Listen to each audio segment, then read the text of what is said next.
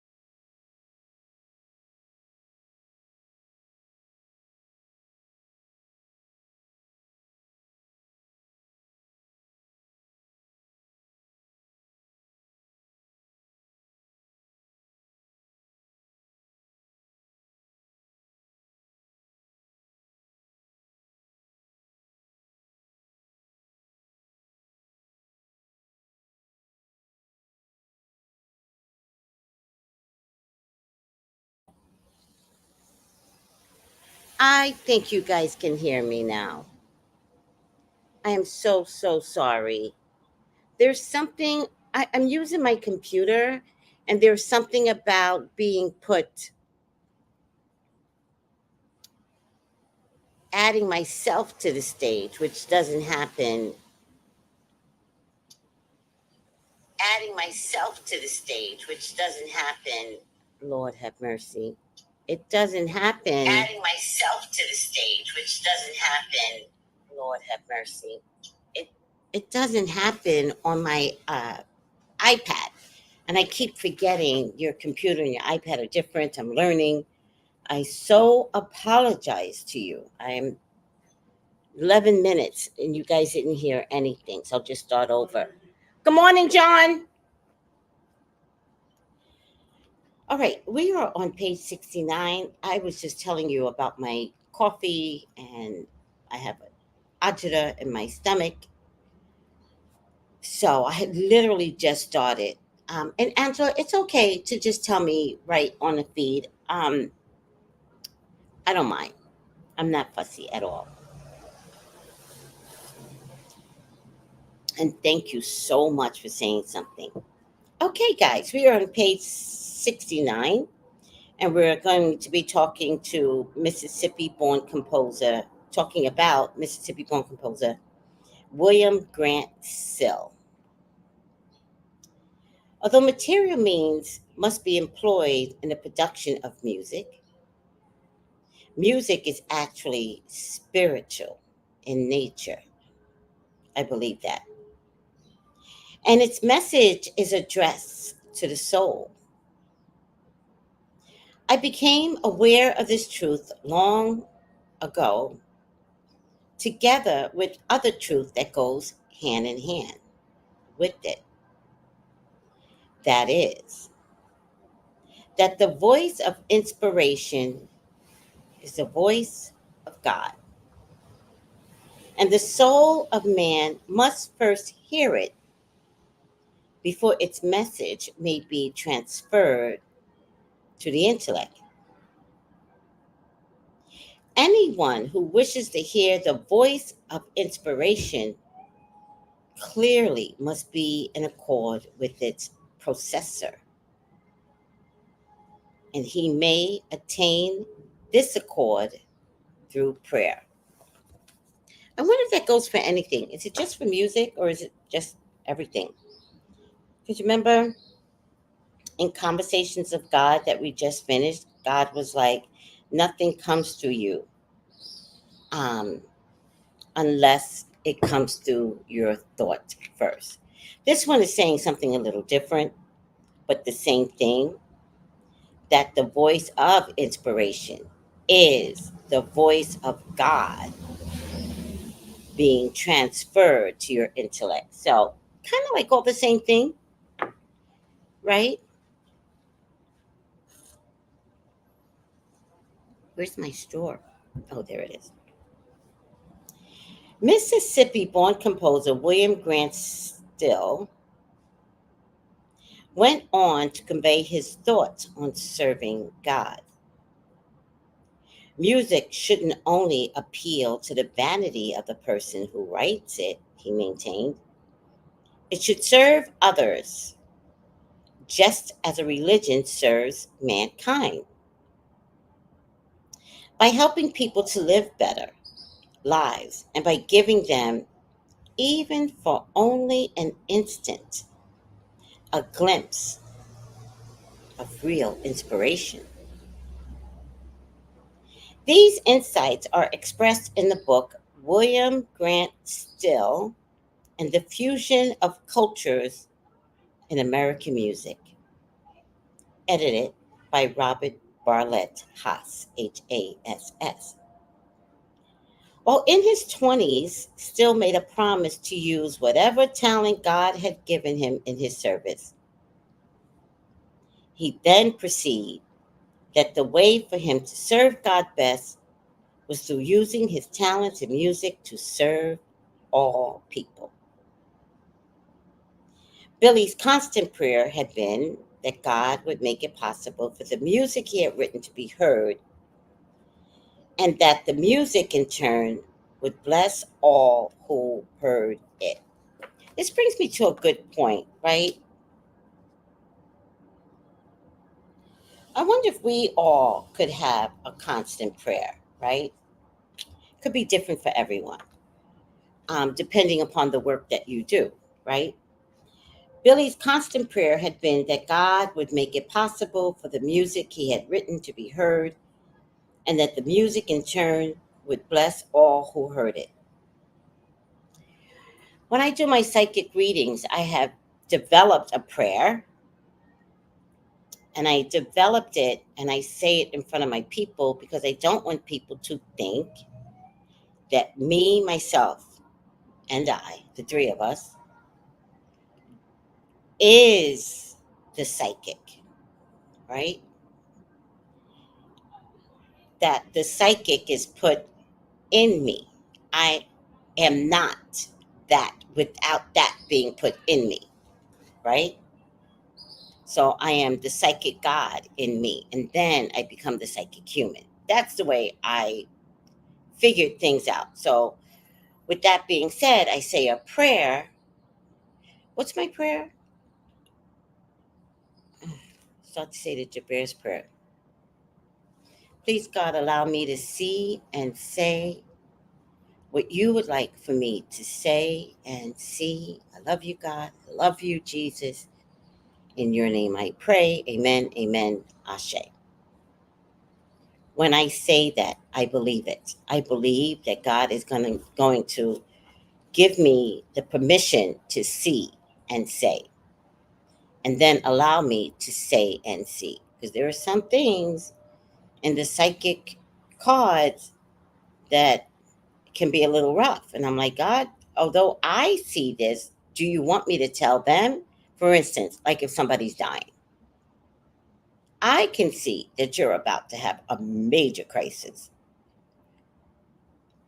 What I've decided later is that if God shows it to me, I can say it. I used to ask God, like, oh, is this something you really want me to show people? Like this person, like grandma's dying? But I realize now that what God gives me doesn't mean, for example, that the person is dying. It could mean that nobody's checking on grandma. And if nobody's checking on grandma, you might want to go to the doctor with grandma, see what her problems are, because she messing up. So my theory is with God, because I asked to see and say that if it's in the cards, I can say it. It's my delivery that matters.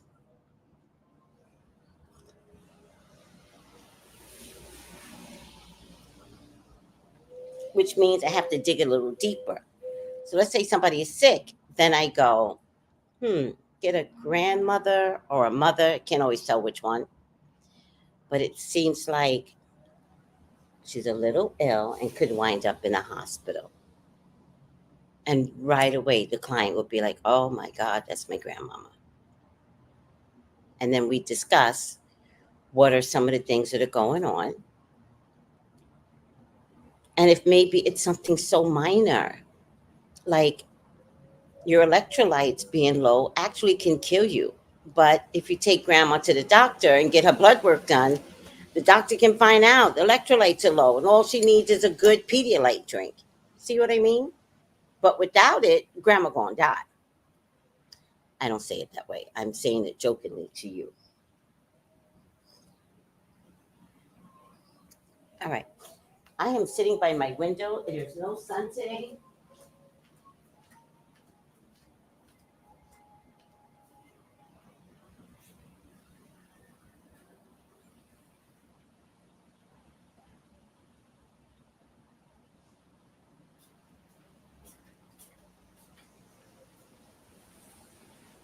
And I just want to put on my bathrobe, my sexy bathrobe. I only have sexy thin bathrobes with like lace all over it and stuff. It's all right. Sexy bathrobe is okay, and lace is okay. So Billy's, oh, so then I was coming back to you and saying, is there a prayer that you can do, right, for your job description? Because to be honest with you, everything is of service, everything. So I don't know if you're an accountant, can you say something like, before you go to work, as you're driving, as you're commuting, can you say something like, um, God, make it possible for me to be a good employee, make me conscientious, make me pay close attention to detail, and may anything I do be blessed by all. Boom. Oh my God. Has it been storming raining? Like, I'm telling you, guys, you don't have to believe me, but all of this is CERN. This is unusual weather. Even for us, this is like crazy. The rain just won't stop. And I have a car. My car is very emotional. It's like an old man. And although my neighbor has a car that's, oh my God, my neighbor has a car the same age, practically, like maybe a year or two difference. Stellar, stunning, um, pristine, right? Like, it really matters how you take care of your car. But my car has been beaten down, has been chugged along, different drivers. I might be the 20th driver, 10th driver. And so by the time I got it, it's emotional and it wants to work. It doesn't want to work. I'll decide today if I'm going to work. And so when it's rain, I try not to drive because my windshield wipers sometimes work and sometimes they don't work. It just depends. And I don't want to chance it. And so when it's like that, Miss Marion and Richard, they're they're like, "Oh, it's raining. Like you can't drive." And I'm like, "Yeah, I know. What do you need? Come with me to the store." By the way, I decided that I would talk to Richard because his ignorance is his, not but it's not mine. So I figure I would talk to him. Kind of felt pity for him. He went to the VA doctor and came back, and I didn't see him for a couple of days. But I'm not really like that type of person. I can't hold a grudge with people I like. If I don't like you, then I'm like, oh, boundaries. But I feel bad. So I didn't see him for a couple of days because I just needed to recoup from conversations.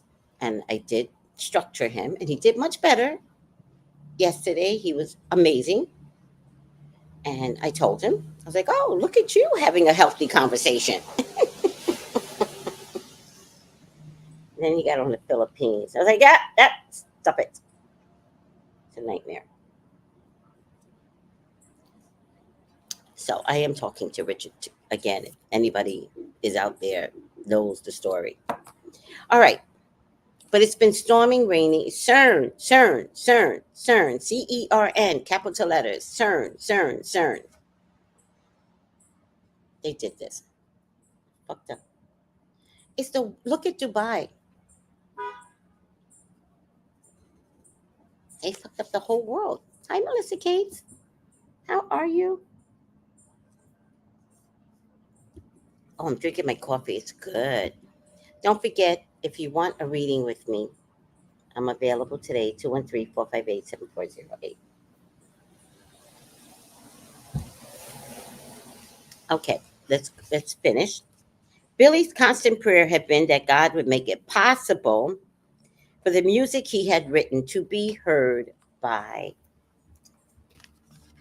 in turn, by all, in turn, would bless all who heard it. recalled the composer's wife, Verna Arvey, in her book In One Lifetime. Early in his career, still determined that his musical individuality was important to his task here on earth, he must have had an integral part and fidelity to his own musical personality, even when it was meant opposition and economic hardship and delaying of his spiritual goal. The book, edited by Haas, reflects Still's belief that every composer should strive to manifest his own personality in music. I believe that.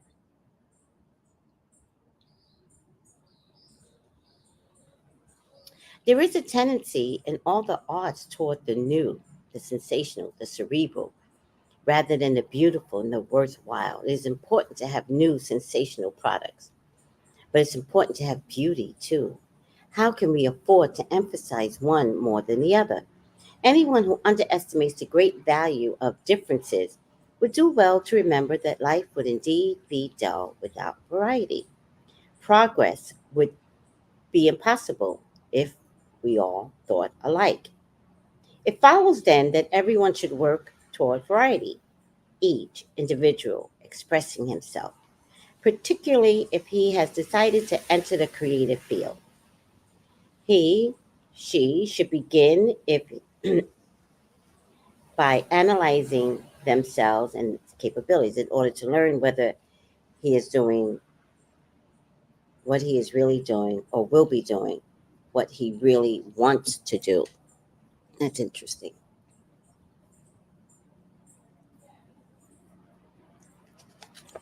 That still supported, that still felt supported by spiritual forces in his book and in his decision to be himself is revealed by Arvey in her book, his wife, in 1926.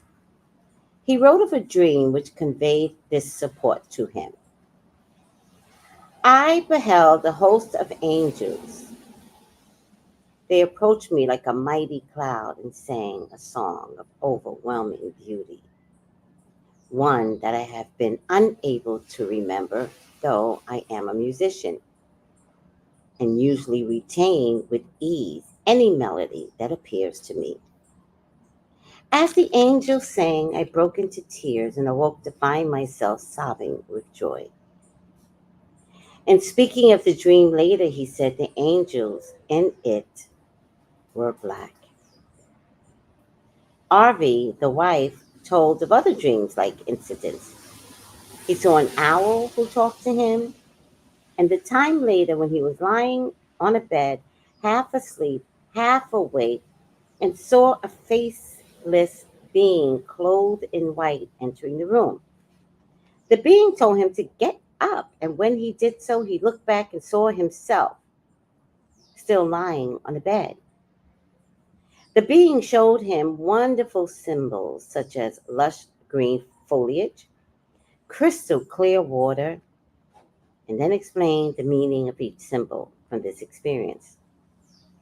Still was almost overpowered by a feeling of exultation. Having consciously having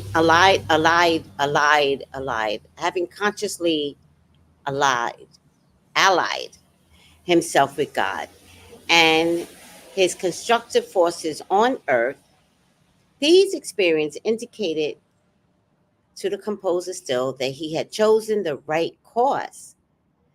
So he went ahead with confidence on his subsequent scores he inscribed.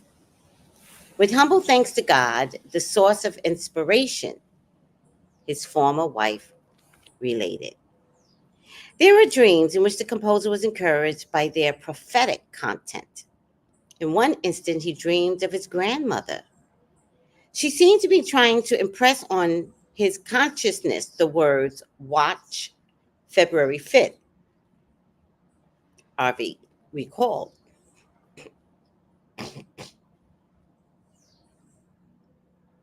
The dream so impressed Dill that he greatly anticipated the day's arrival. However, the day came and passed uneventful.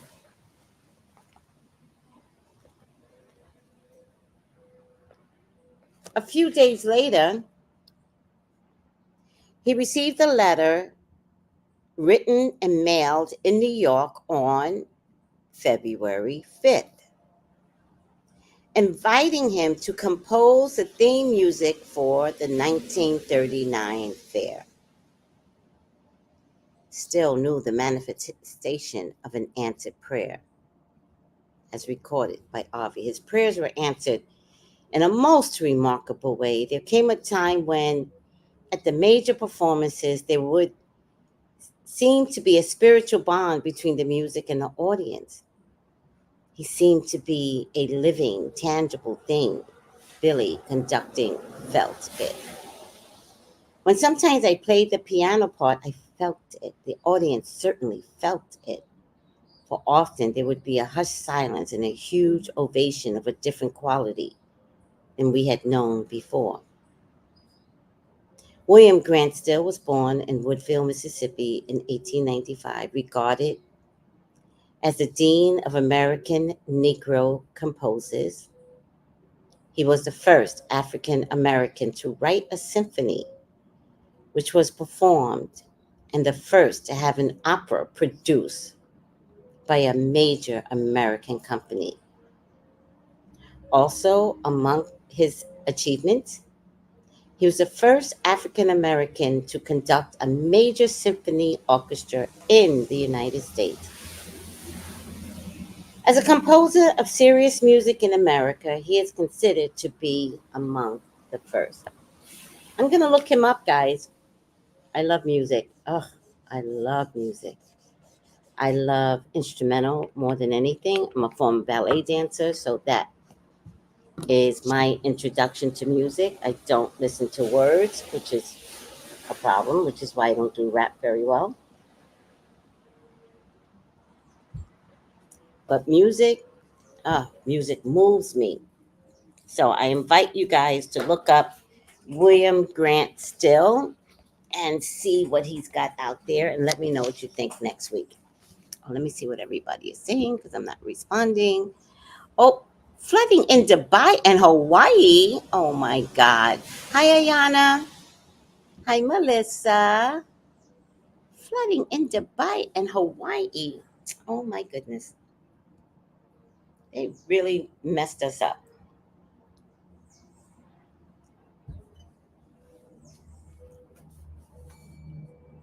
Let me drink some coffee.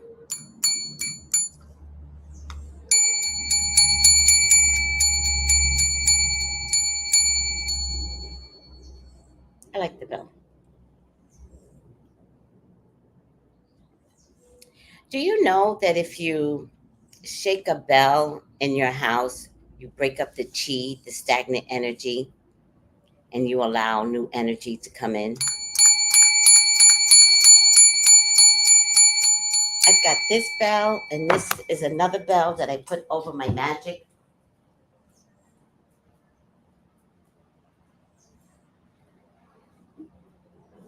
Where's my other bell?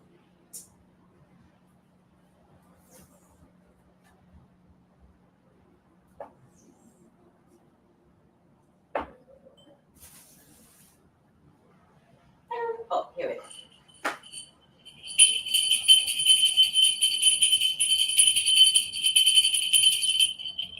I put this bell over my candle magic.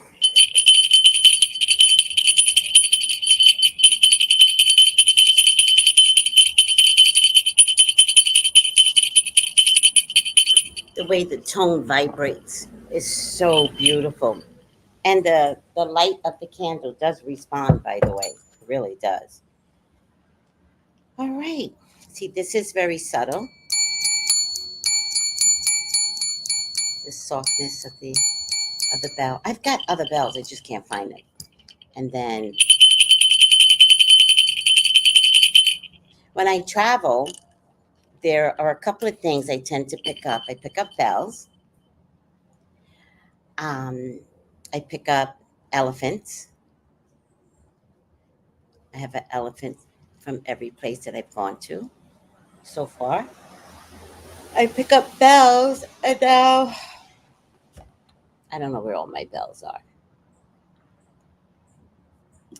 What does Angela say? I don't do rap or much of current music either, rather than using live instruments. Rap and pop music uses a lot of computerized electronic beats that lowers one's vibration.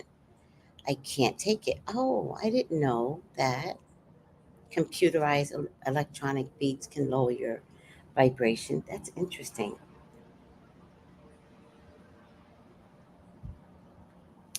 And I believe it.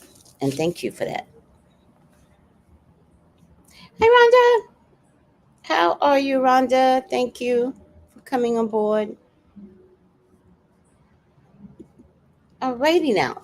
Let's go on to the next one.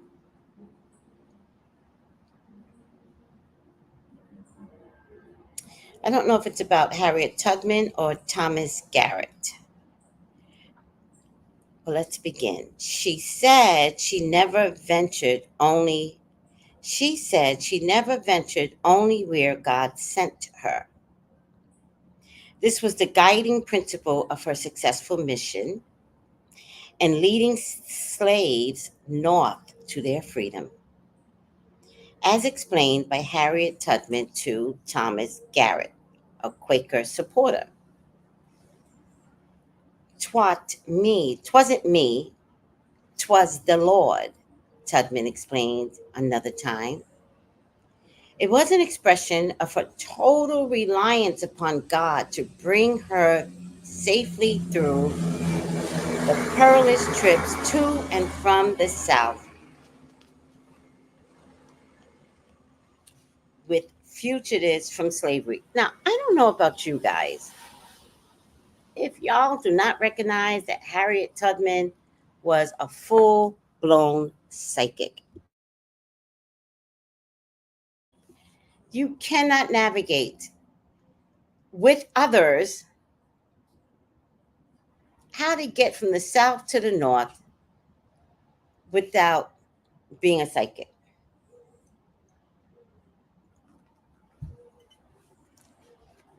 She had often said to Garrett that she talked with God and he talked with her every day of her life. Who wants to have that experience? I know I do, but I want to be living to have the experience, God. Don't get it twisted. She often said that she talked to God and he talked to her every single day. So let me give you guys a little trick. You all do talk to God every day, but because you hear it in your own voice, you think you're talking to yourself. If you heard God's voice, your ears would bleed. So God talks to you in a familiar tone that is safe for you. So I want you to start acknowledging that when you start talking in your head, like, should I do this? Should I do that? Or if your head says, Tracy, go do this, it's God. You know that, right? My higher vibrational uh, peers on this channel know that already. And if you're new to this experience, you're welcome.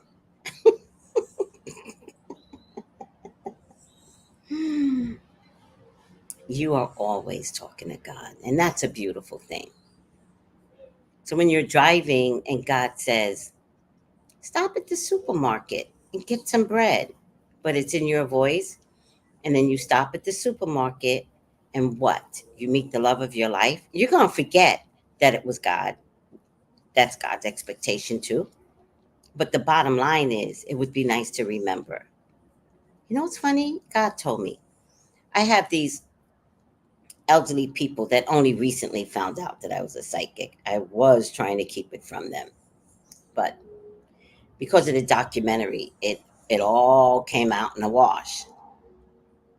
So yesterday they came to my house to watch the documentary, Quiet on Set, and it gave me an opportunity to pause and have a conversation rather than watch it straight. And of course, they didn't mind because they wanted to talk up in between the documentary too. And I kept saying to them, I says, Spirit told me to do this. And then I was like, I talked to Spirit, and Spirit told me to do this. And one of the ladies said, I have the same belief. Like, yes, yes. And find it like minded people, even if I didn't know it. So, yay for me. All right.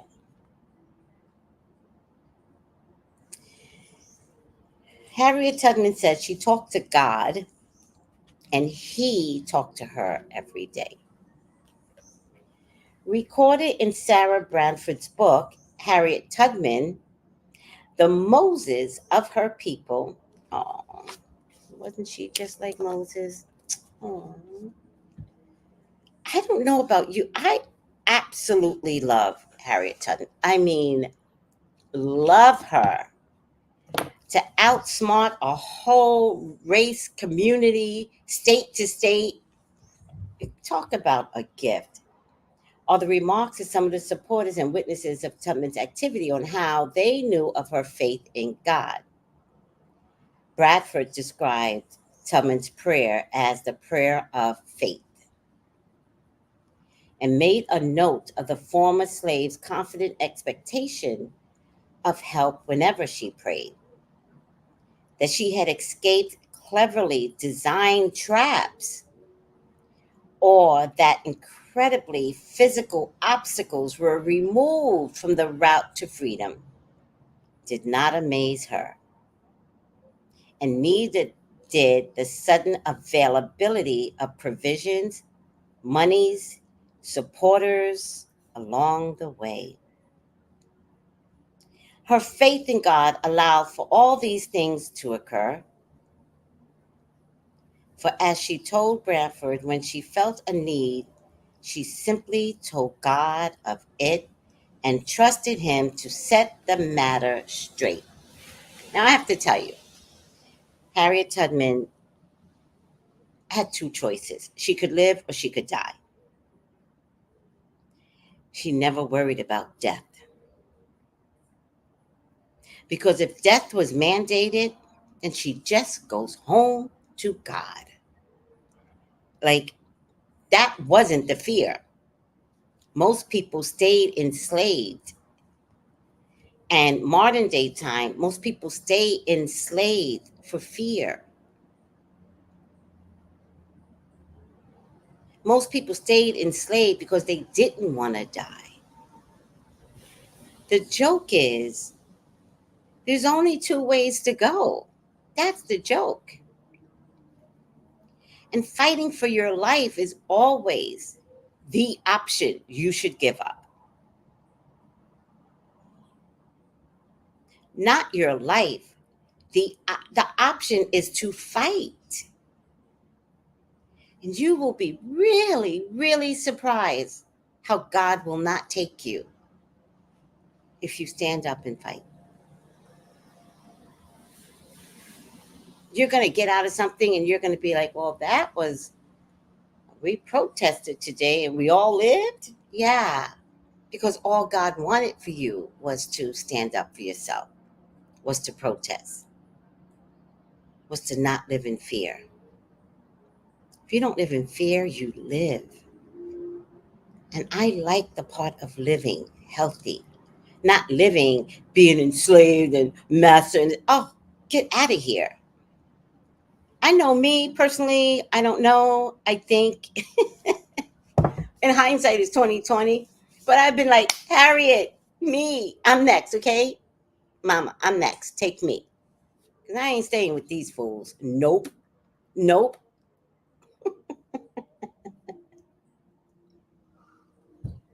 There's a way out, and you think I'm going to stay here?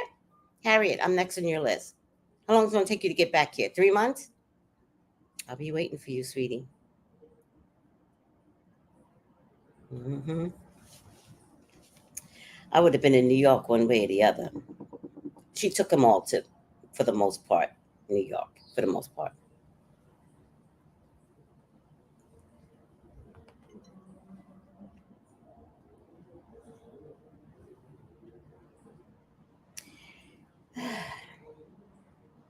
She spoke to Garrett of one trip in which there were changes in the route.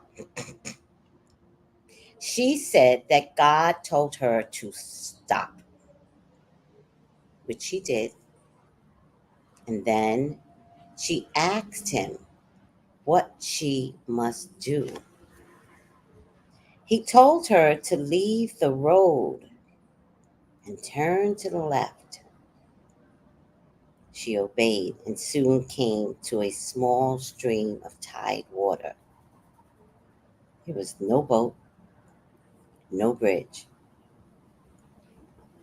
She again inquired of her guide, God, what she was to do. She was told to go through. It was cold. It was in the month of March. But having confidence in her guide, she went in. The water came to her armpits. The men refused to follow till they saw her safe on the opposite shore. After wading through a second stream, the party came upon a cabin, and the inhabitants provided them with housing and comfort for that night. Later, Tubman and the escapees learned that the masters of the men had set a trap along their route and offered a large reward for the capture of their slaves. That ensnarement had been avoided through the change in plans. Garrett recalled another occasion when Tubman came to his store. He had not seen her for 3 months.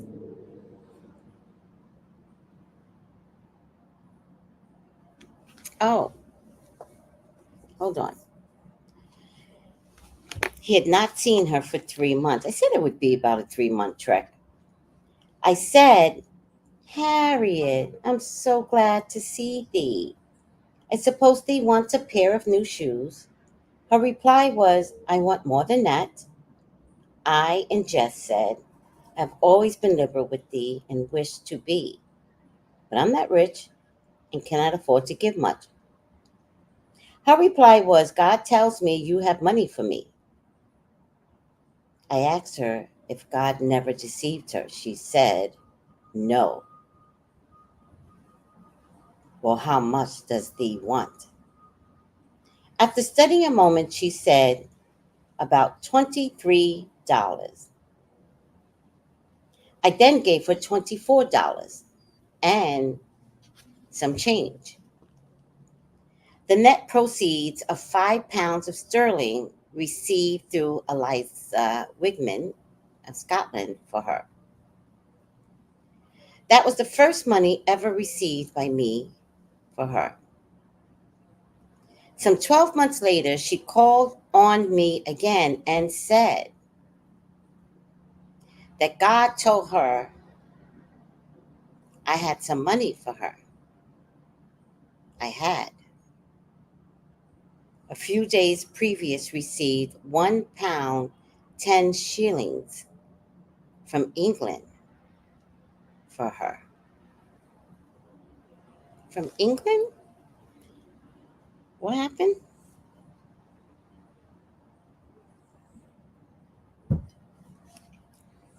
Through the voice she knew as the voice of God and through vision, dreams, and forewarnings, Tubman was led where to go or what to avoid. A vision came to her one night in 1860 because of her joy. She rose singing, My people are free. My people are free. She came down to breakfast singing the words in some sort of ecstasy. She could not eat. The dream or vision filled her whole soul, and physical needs were forgotten. Her host, Reverend Henry Garnett, told her that his grandchildren might see the day of emancipation.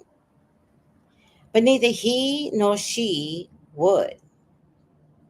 She insisted then that they would see it soon and repeated, "My people are free." 3 years later, while others celebrated the news of the Emancipation Proclamation, Tubman's composure about the event was observed. She responded to inquiries with, "I had my Jubilee 3 years ago. I rejoiced all I could then. I can't rejoice no more." Of the more than 300 people, 300, look at her, conducted to freedom, none was ever recaptured while under her supervision. Born in Plantation, Maryland in 1820, Tubman appropriated her freedom in 1849. I wonder, guys, if that should be our next book. Harriet Tubman, the Moses of her people. What do you think? Should I make that my next book with you guys? I don't have a next one. I don't have a next one.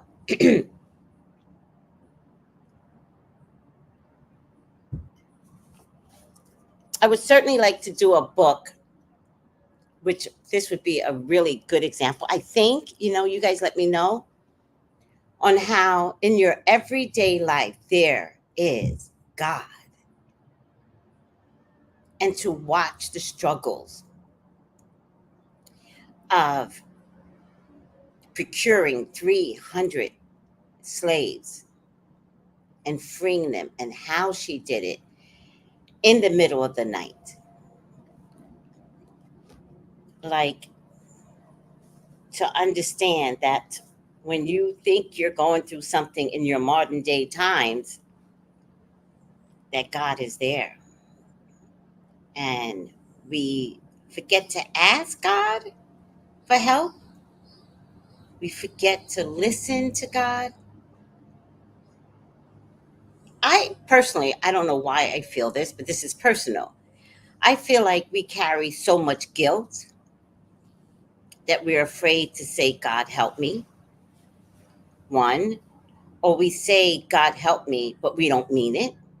Two, or we pray to God, but we don't pray to God. And then when we get our blessings, we're like, "Oh my God, thank you, God, thank you, God." But even then, you're not thanking God, right? It's all very superficial. I think if we dig a little deeper, and this goes for me too, I think if we dig a little deeper, don't allow guilt of anything in your lifetime to hinder your relationship with God. One. Two, learn to talk with God because you mean it. "I need help, God." And sometimes, if we're speaking it in our head, sometimes that's not enough. So sometimes you have to sit and write it out. "These are my issues, God," right? And when you write it out, the energy comes from your head, like being a composer, like William Still. You take it from your head, you put it down on paper, and so you've now magnetized it twice. And now your angels and guides that are around you constantly can actually read what it is that you want, because your head sometimes is convoluted. You say you want something, but you really don't.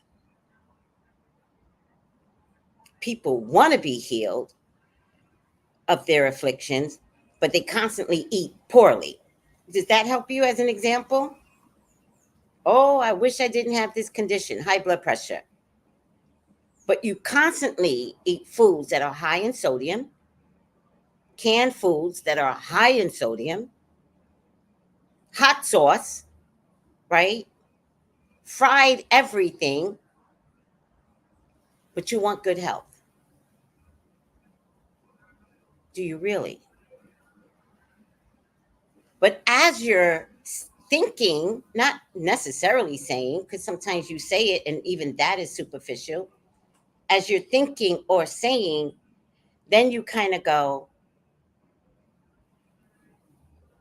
you forget that God then talks to you when you say something, but do you listen? Right? So it's like, oh, I want to stop eating fried foods. But then you say it out loud and you'll forget, and somebody else will remind you, oh, well, fried food's not healthy for you. Then you get mad at someone because, like, hello, like, why are you inside my head? I'll eat fried foods if I want to. As a matter of fact, I'm thinking about getting some fried chicken right now, right? Because you're having this dialogue with the wrong people, the wrong persons. You said to God, I want to stop this. I want to be healthy. And then you forget. And it's okay to forget. I'm just telling you, you're asking, write it down as the second part of wanting some change in your life. And it could be anything. I'm just talking about food. It could be a new job, it could be money. Say it in your head, write it down, and then listen to the God that will come and talk to you in your own voice. Sometimes God chooses another to talk to you,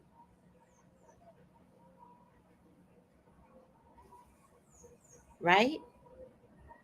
And talking about McDonald's, the other day, McDonald's, there was no lights here. And I had food. I had cabbage and I had curry boneless chicken. I had food. And I did my Tracy After Dark. I was done with it. I didn't get up fast enough to heat the food up because it was already ready to be heated. I didn't get up fast enough. The lights went. It's about 8 o'clock Tuesday. And I wasn't worried because I said it'll be on in an hour. But the other thing is I don't like to eat too late, but beyond my choice. I'm learning to eat earlier before I do my 8 o'clock show. And I said, so I said, I'll wait. Tracy, wait. Wait till 9 o'clock. Around 8:45, I was in my group, and they could clearly tell I was in the dark. I was in my group, and I was like, I'm just going to get McDonald's. But I also don't like to drive after dark. So I called my neighbor, John, and I was like, where are you? I see you're not home yet. When you get home, could you take me to McDonald's? Please. There are no lights. And of course, thank God, he was gracious. He gives me no trouble. Gracious. Took me to McDonald's. But now what's happening? What's happening? I'm eating McDonald's. I'm not supposed to be eating McDonald's. Although I got to tell you, I do feel like French fries today. Doesn't matter. I'm eating McDonald's. I'm not supposed to be eating no McDonald's. And I know this, but I'm starving now. I'm ready to eat a cow loud, like with my bare teeth. Talk about McDonald's. I'll eat anything. But was I really starving? Was there a lesson in waiting? God talks to you, God tests you. And I failed the test. I was like, oh, hell no. There would have been nothing wrong with me eating a cabbage at 9 o'clock because cabbage is water. A little bit of curry chicken wouldn't have been a problem.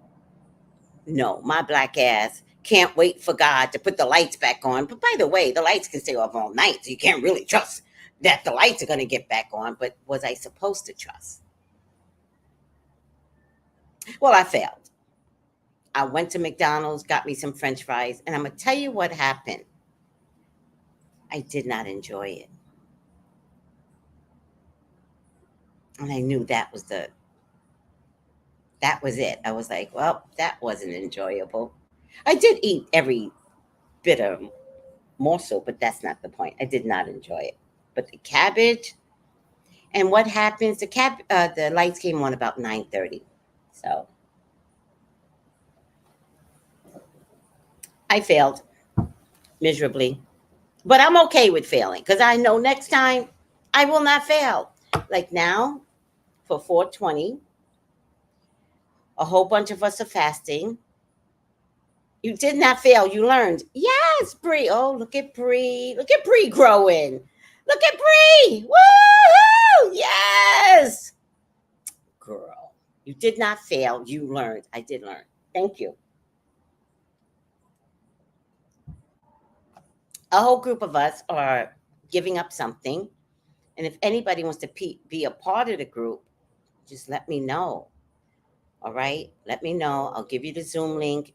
We're going on Zoom every single night to receive spiritual instructions by Sky.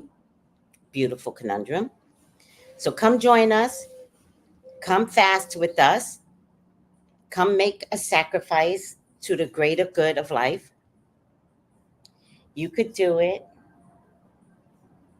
And so be with us and let me know. And let me know on here or in the comments if you want to join us. It's 10 o'clock. So I like the 10 o'clock because I feel like God is the last thing you should be talking about.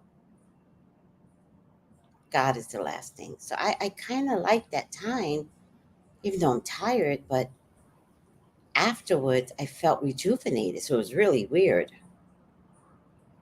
that you could feel tired and then rejuvenated.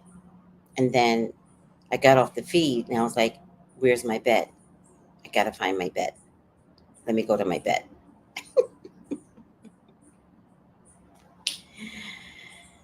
All right.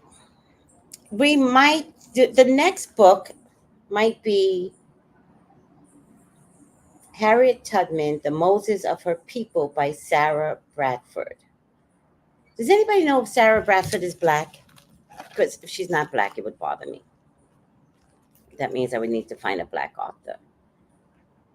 Let me see. Sarah Bradford.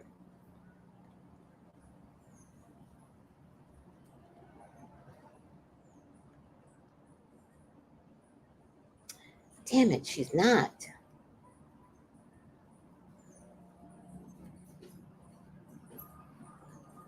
What do you think, guys? She's not black. Let me just see something.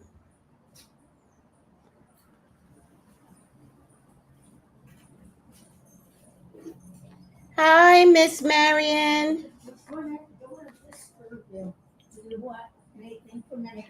Why did I think I saw you leave already? No, where are you headed?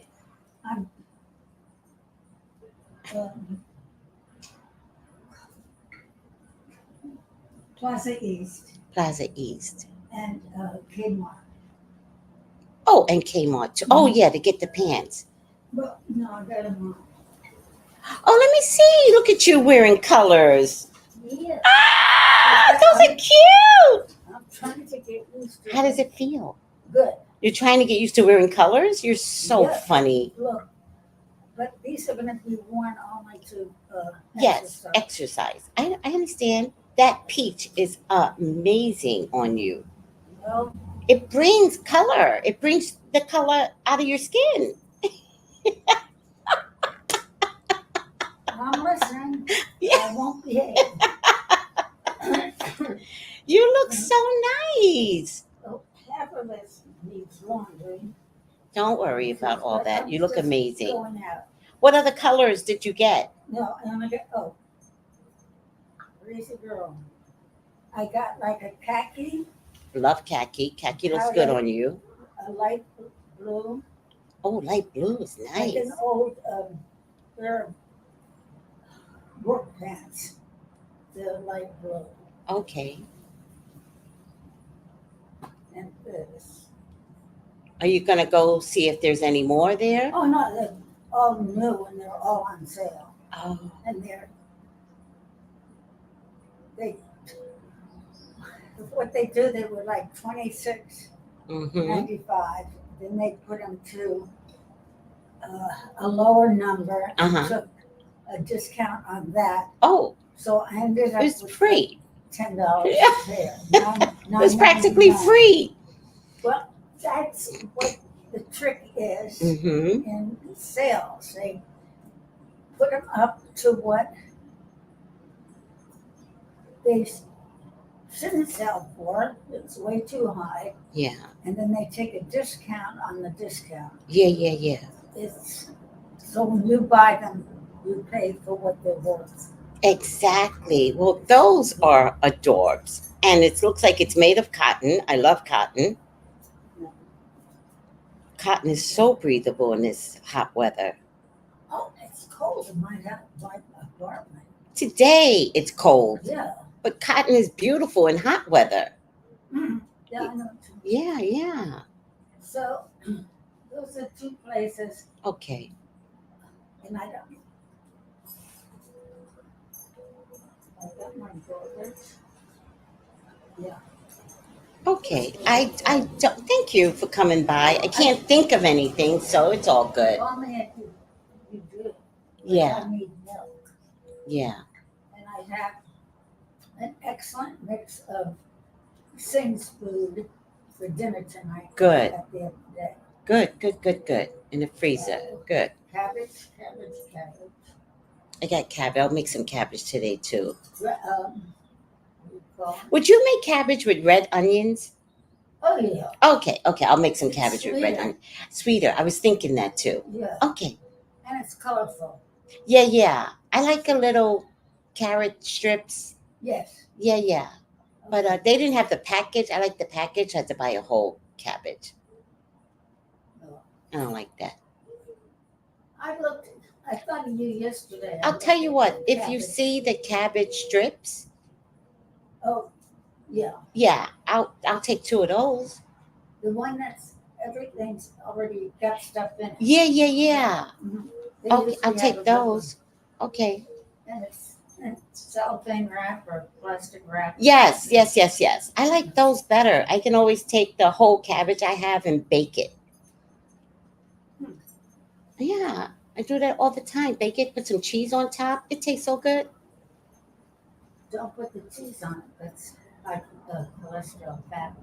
Oh, cheeses. Oh, It sure is. I love cheese. Okay, I know I'll learn. because I stopped buying it. Please don't say that. I love cheese.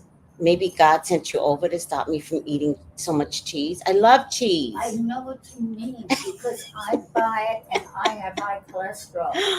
And I get up in the middle of the night and I cut a chunk. Oh no. Then I get up in the middle of the night for a week or two until it's gone. If it's in your house, you're gonna eat it. So yeah. So I stopped.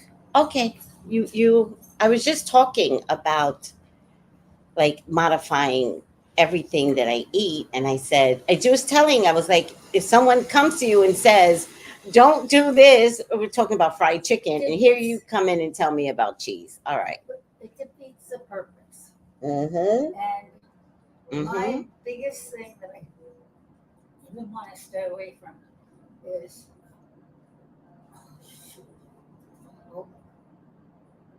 holes in the cheese. What kind of cheese? Swiss? Yeah. There's a rich Swiss Yeah. cheese, but it only has. I'm making an excuse for myself. Yeah. It has 10% cholesterol. So I can buy Swiss and put it on my cabbage. Yeah. That would be just as good. It's very Don't tasty put on melted. 3 slices like I do sometimes. Oh, okay. Put on 1 slice. 1 slice. Okay. Because it tastes rich. I tell you all my weaknesses. So, okay, I had to get out because it's. Get out while you can because it looks like it's going to rain all day. Be safe. Okay. Throw something at you. Well, I'm allowed to tell you to be safe. That's my job. Be safe. At least I'm not telling you be safe as you're walking next door. Get home safely. At least I'm not saying that. But it's raining. You have to be safe in the rain.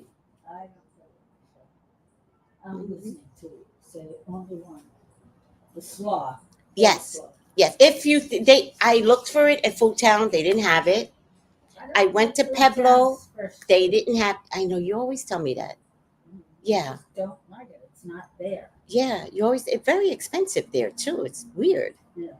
But if you see it at, cause they don't have it. So I'm thinking Yeah. no one has it. Trailer overlap. Sometimes it didn't come in. Yes, that's what I'm thinking. Mm-hmm.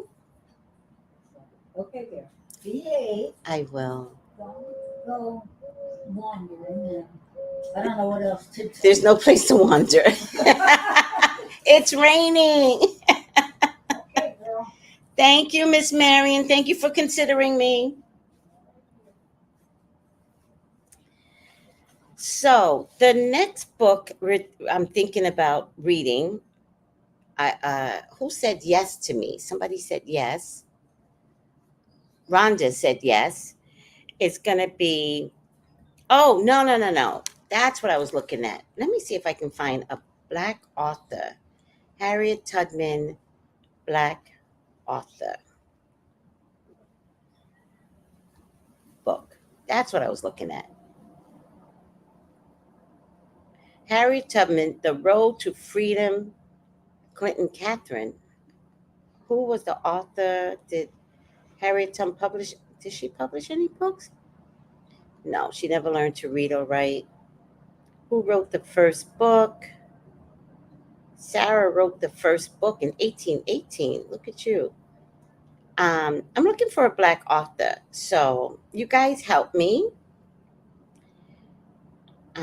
Black Southern Belle. Must have Harriet Tubman books for your library collection. Let me see. You guys help me. I'd love to read on Harriet Tubman, but I really need a Black author, and I'm going to stick to that. Southern bred, soul infused media for the Black Southern Belle. Must have Harriet Tubman books for your collection.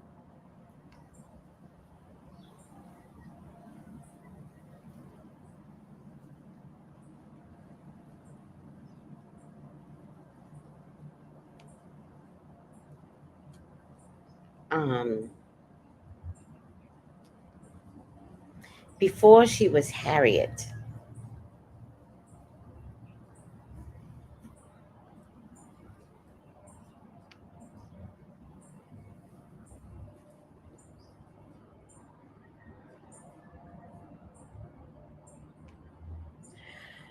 All right.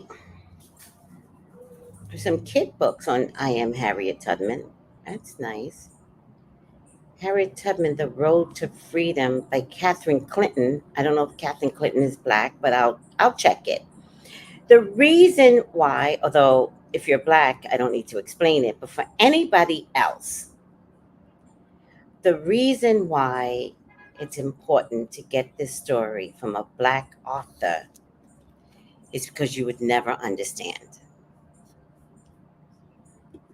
from the perspective of being Black. All right.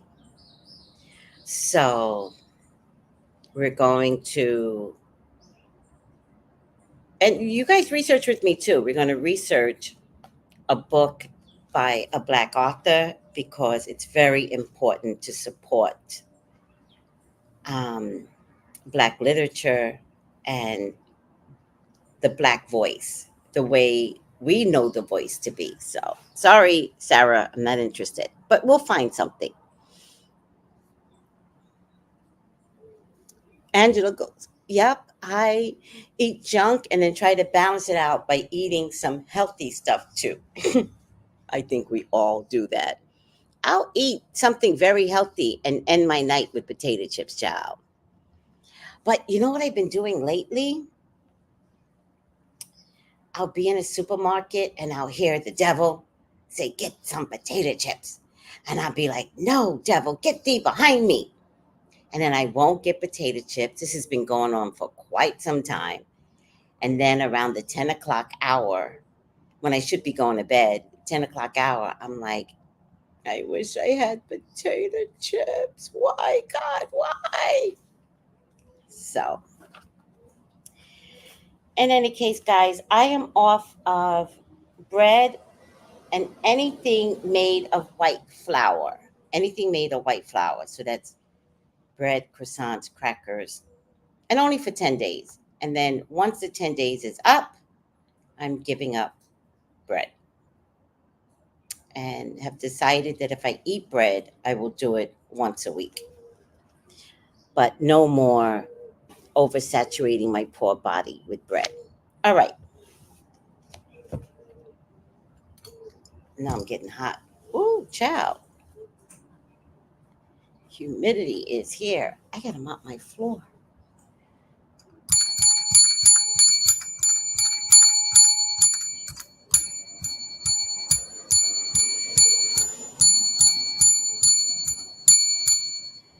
Hold on, guys. I have not fed my doves yet, but only because it was raining and I didn't want the food to get all wet and saturated. But I really want to feed them. So give me a second.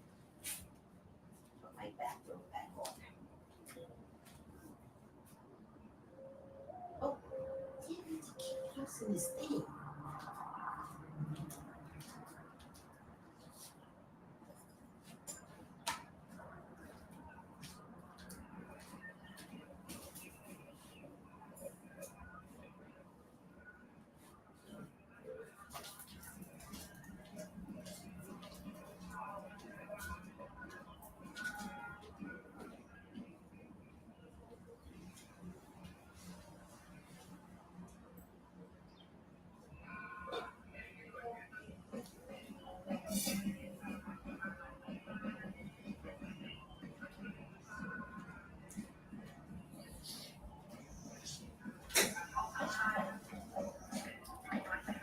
All right, guys. I have a little garden here, which is a little funky right now because they washed the sidewalks and shit.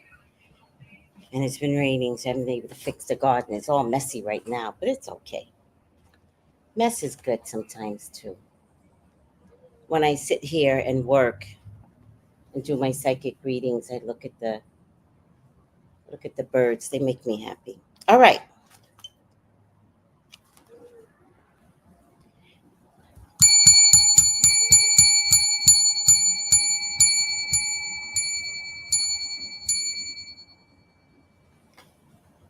What time is it? Oh, we're almost done.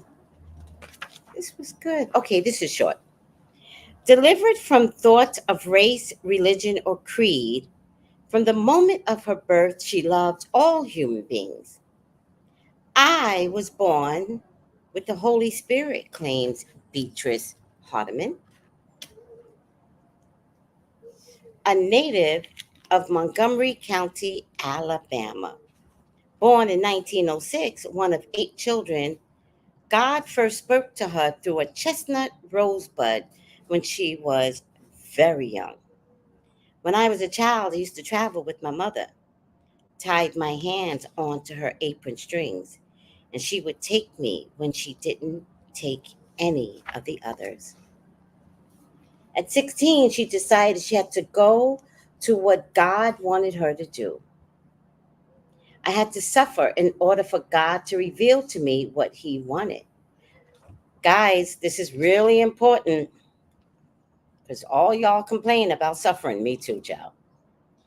I had to suffer in order to reveal to me what He wanted. Listen to that.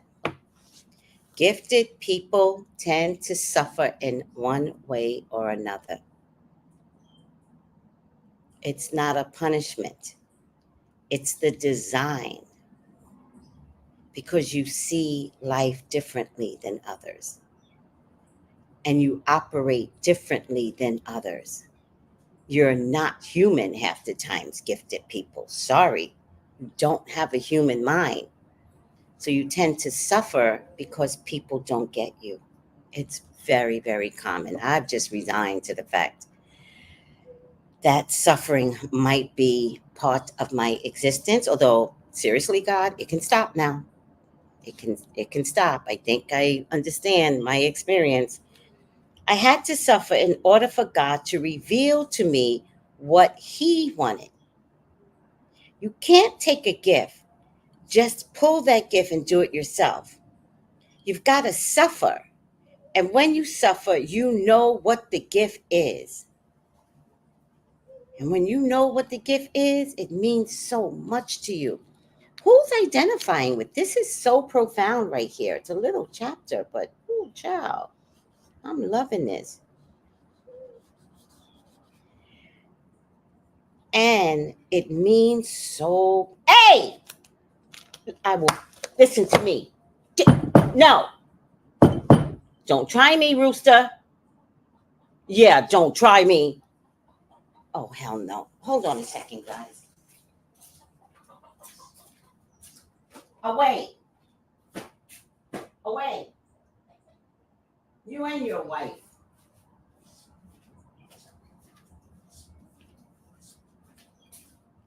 Sorry, guys. I know that must have shocked you. Got a rooster here that's trying to eat up my food. Ridiculousness. A bully. Just a bully. All right. Oh, I just lost my train of thought. I had to suffer in order for God to reveal to me what He wanted. You can't take a gift, just pull that gift and do it yourself. You got to suffer. And when you suffer, you know what the gift is. It means so much to you. Over the years, she married, had a son, and taught school. When her grandchildren came, she helped in raising them.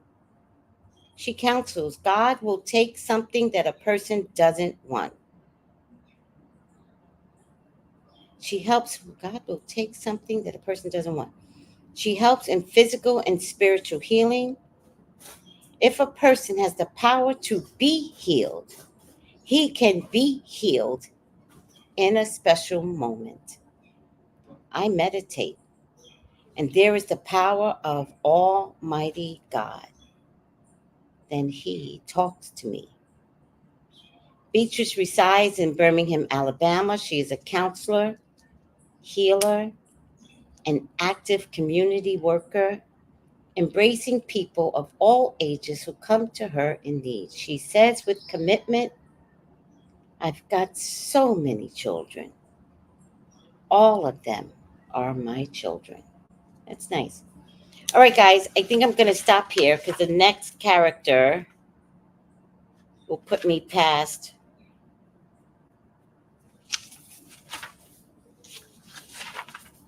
Yeah, the next character will put me past my time. And I've got some readings to do. Mr. Rooster, you back. Hold on a second.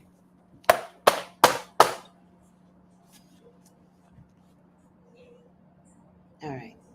I can't be like monitoring this bird cage.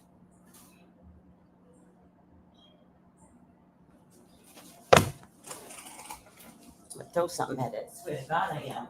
I swear to God I'm gonna throw something at you. Stop it.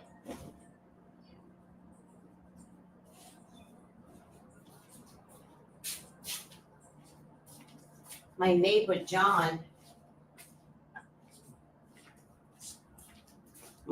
John is usually watching because he sits outside, but he went to church. So, all right, everyone. Thank you, Angela.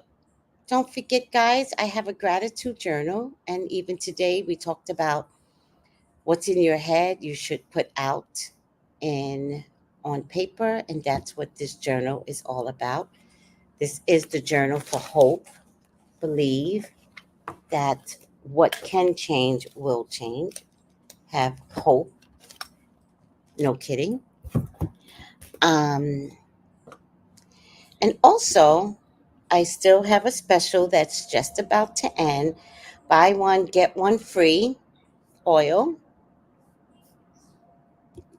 It ends the end of April. Rosemary oil, buy one, get one free. And very popular, this little oil. Very, very popular. And that's the link. No. TracyBrownLive.com. Yes. Thank you, sweetie. That's the oil, buy one, get one free. Very, very popular. I'm so proud of everyone wanting to restructure what's going on in their scalp. And I want to hear the testimonies. Everybody's buying the oil, but don't try me. I'm trying to have a spiritual experience. You're making me look bad, Rooster. Lord have mercy. All right. Let me go. I got to go get this rooster away from this food. Also, psychic readings. I am available today, 213-458-7408. I didn't eat breakfast yet, so I figure out what I need to eat. And links to the journal oils are listed above. Thanks, Angela. Oh, yes, Tracy found a Black author. I think I did, Rhonda. I'll make sure I tell you guys which book we will do when we're done with this one. I'll make sure I tell you next week. Sissy, you're so funny. Just called me out this morning. Laugh out loud. Puts down McDonald's. That's the best. But do you see how we were talking about food? And Miss Marion came in and she was like, cheese is high cholesterol. That is God. That is God. Right? And I'm like pissed.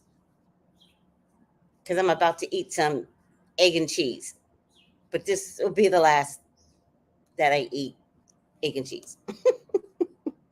I was like, oh, God, you always do it to me. I love you guys.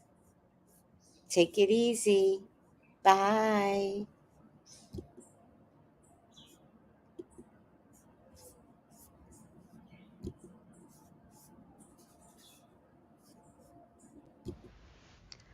Gals and guys, go to Tracy Brown Live. Go to Tracy Brown Live. Go to Tracy Brown Live. Gals and guys, go to Tracy Brown Live. Go to Tracy Brown Live. Go to Tracy Brown Live. Gals and guys, go to Tracy Brown Live. Go to Tracy Brown Live. Go to Tracy Brown Live. Gals and guys, go to Tracy Brown Live.